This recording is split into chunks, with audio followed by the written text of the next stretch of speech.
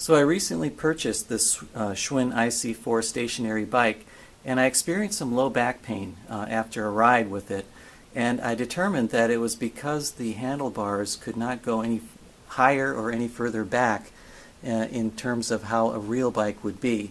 And moving the seat forward was not a good option because the seat's dimensions in relation to the crank is kind of important in terms of your stroke and everything else.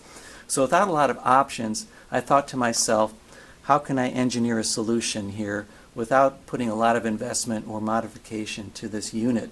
And so with three components, about $63 from Amazon, and it's a fourth component if you include the grip, I want to show you what I did to make it happen. So the first thing that I did was I looked for this handlebar extender that you see here. I'm going to zoom into it a little bit further. It's loosely held right now. The purpose of that handlebar extender is so that you can mount, say, a camera or other things on the handlebars of a regular bike.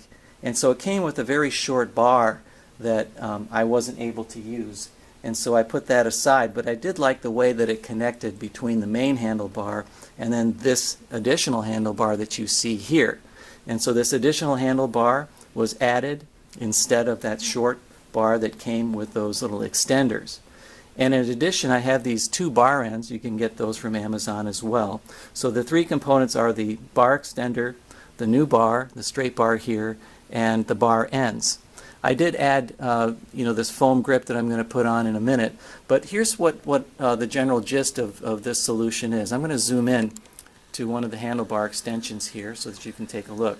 So this handlebar extension, as you can see there, is basically a small aluminum piece right here, and that little piece right there is meant to clamp around the main handlebar and then clamp to this other handlebar here. And so that allows you to then extend the handlebar back so that you can have a higher or further back grip, I should say, on the entire unit. And in addition to that, with these handlebar extenders up here, as you can see, I can articulate this up and articulate this back so that I can have just about any angle that I want. And I'm going to experiment with that to find the most comfortable spot for myself once I clamp it down.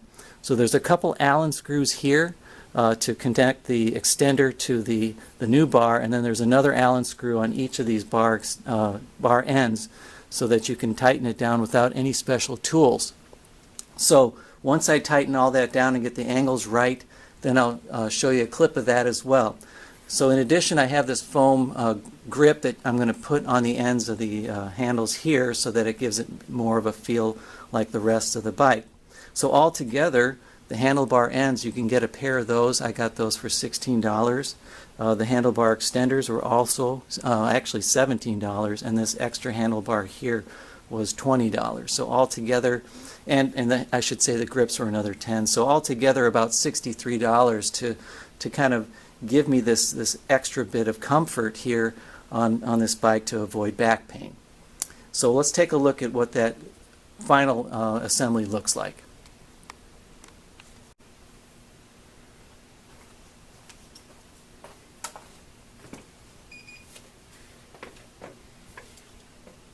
So now with the bar extender fully tightened up with the grips on, I've got it angled where I like it, and that's why I tightened it down.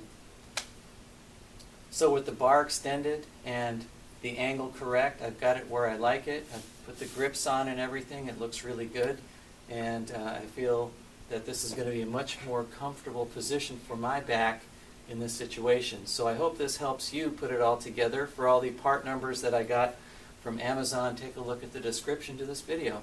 Happy cycling!